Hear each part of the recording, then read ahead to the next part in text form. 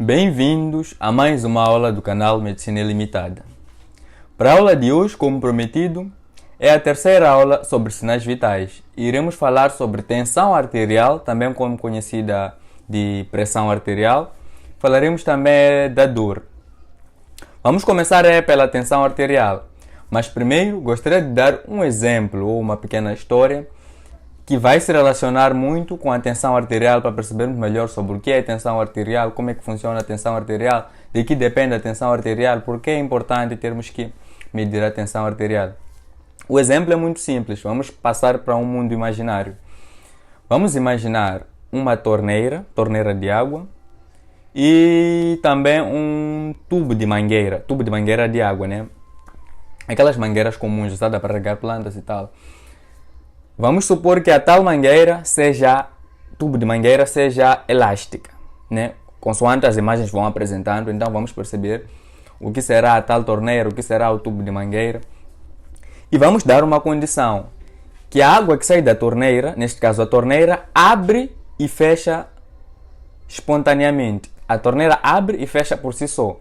A ideia da mangueira é transportar uma certa quantidade de água até, por exemplo, a uma distância de 1 km. Esse é o plano desta mangueira que nós temos. Mas o que acontece? A água que sai da torneira, ela fecha e abre. A válvula da torneira fecha e abre. E assim vai saindo a água. Mas a ideia é, o que seria tensão arterial? Tensão arterial seria a pressão com a qual aquela água que está dentro da mangueira percorre aquela distância. Então, a pressão da água que está a percorrer pela mangueira não pode ser alta, nem pode ser baixa. E de que vai depender essa pressão? Essa pressão, vamos imaginar ainda, se a mangueira abre e fecha, primeiro vai depender da quantidade de água que vai sair da torneira. Quer dizer, se a quantidade de água que sair da torneira for alta, a pressão será alta. Mas se a quantidade de água que sair da torneira for baixa, a pressão da água também será baixa. E outro fator que contribui é a própria resistência do tubo da mangueira.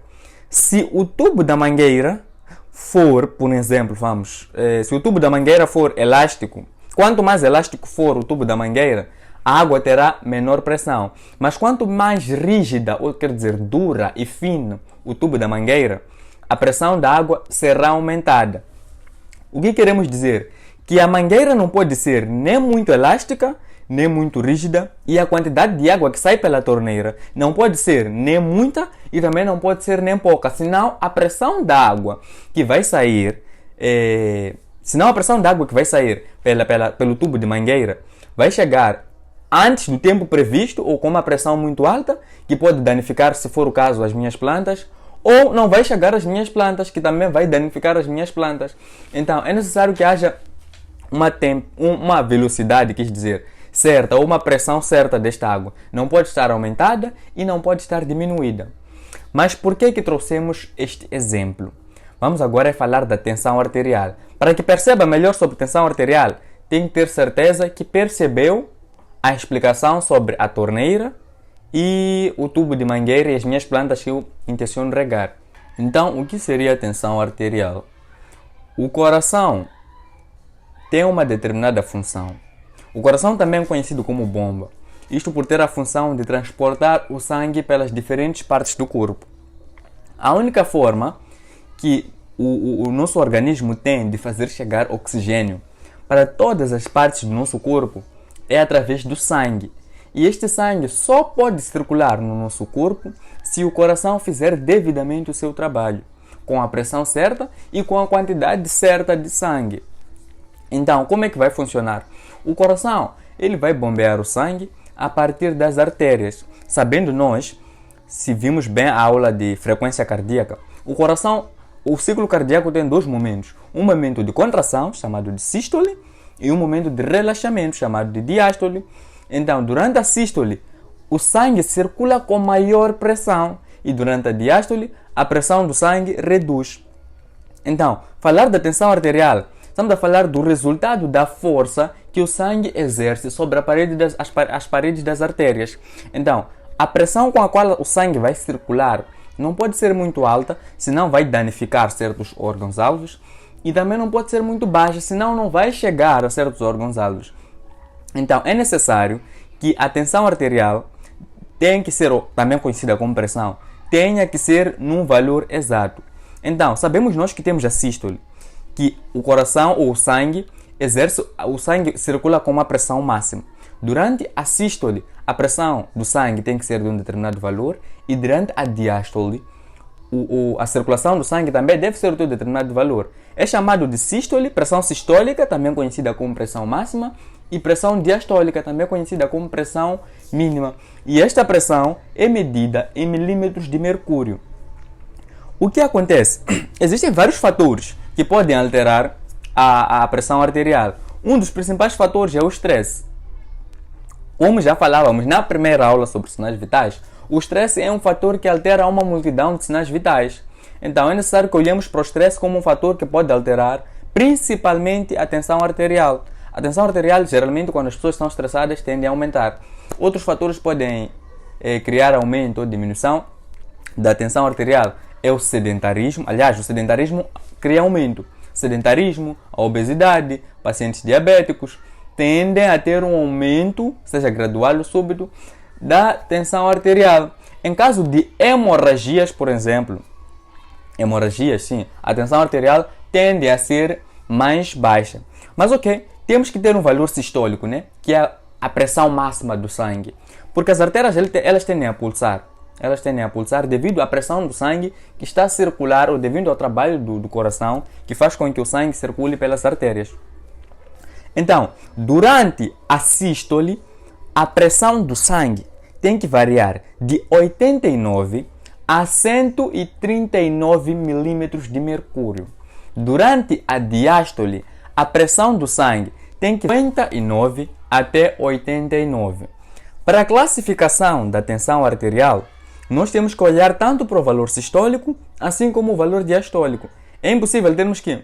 Aliás, possível é, mas temos sempre que prestar atenção nos dois valores, porque existem casos que um deles pode estar aumentado e o outro estar normal. Geralmente, quando o valor sistólico e o valor diastólico estão aumentados, quer dizer, sístole, a pressão sistólica acima de 139 milímetros de mercúrio e a pressão diastólica acima de 89 milímetros de mercúrio, nós chamamos essa situação de hipertensão. Quando a tensão ou a pressão arterial está abaixo de 89 na pressão sistólica, nós chamamos de hipotensão, tanto para a pressão diastólica quando está abaixo de 59. Mas existe uma condição também em que podemos ter a pressão sistólica aumentada e a pressão diastólica normal. Essa condição nós chamamos de hipertensão sistólica isolada. Então ficou ali. Se estiver aumentado, chamamos de hipertensão. Se estiver diminuído, chamamos de hipotensão. Quando está normal, chamamos de normotensão. E quando um dos valores, ou seja, o valor sistólico, o que geralmente acontece, está só aumentado, chamamos de hipertensão sistólica isolada, porque o valor diastólico está normal. De que depende a tensão arterial? A tensão ou a pressão arterial, ela vai depender do débito cardíaco, ou seja, da quantidade de sangue que o coração vai bombear, comparado àquela torneira que falávamos, e vai depender da resistência ou do calibre também das próprias artérias, chamada da resistência arterial periférica. Estamos a falar daquele tubo de mangueira que vínhamos aqui falando. Esses dois fatores é que vão indicar com qual pressão com qual pressão o sangue vai circular sobre as artérias. Vamos começar por falar da hipotensão. A hipotensão é uma situação em que a tensão arterial, neste caso, sistólica, está abaixo de 89 e a diastólica está abaixo de 59. A esta condição nós chamamos de hipotensão. Existem vários fatores que podem desencadear uma hipotensão. Mas como é que um paciente com hipotensão vai se manifestar? Pacientes com hipotensão geralmente têm débito urinário diminuído, quer dizer, vão poucas vezes à casa de banho para urinar, têm dor torácica, têm confusão mental, vão se apresentar com palidez e se procurarmos o pulso será baixo. Por que o pulso será baixo? porque a pressão com a qual o sangue está a circular é insuficiente para criar uma pulsação forte. Então, é tal que falávamos na aula de frequência cardíaca ou pulso, que é muito importante aferir o pulso, porque o pulso pode nos ditar resultado de outros sinais vitais. Então, um paciente com hipotensão, débito urinário vai estar diminuído, vai ter dor torácica, pode se apresentar com palidez e ainda assim, outro sintoma que ele vai apresentar é que os seus pulsos não serão fortes, nesse caso serão finos. Falaremos também da hipertensão, como se manifesta um paciente com hipertensão. A hipertensão, diferente da hipotensão, é uma situação muito grave e responsável por muitos casos de morte, principalmente no nosso país.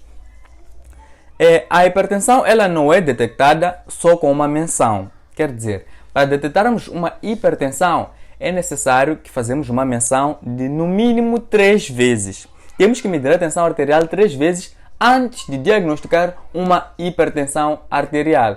Isto por quê? Porque se chega um paciente, ou uma pessoa, qualquer que seja, para medir a sua tensão arterial, certos exercícios ou pela caminhada, a tensão arterial tende a aumentar por N fatores. Então temos que medir, primeiro o paciente tem que repousar por cerca de 10, 15 minutos e depois temos que fazer a menção. Caso seja aumentado, temos que confirmar por mais 2 vezes para garantir que a tensão arterial está, na verdade, aumentada.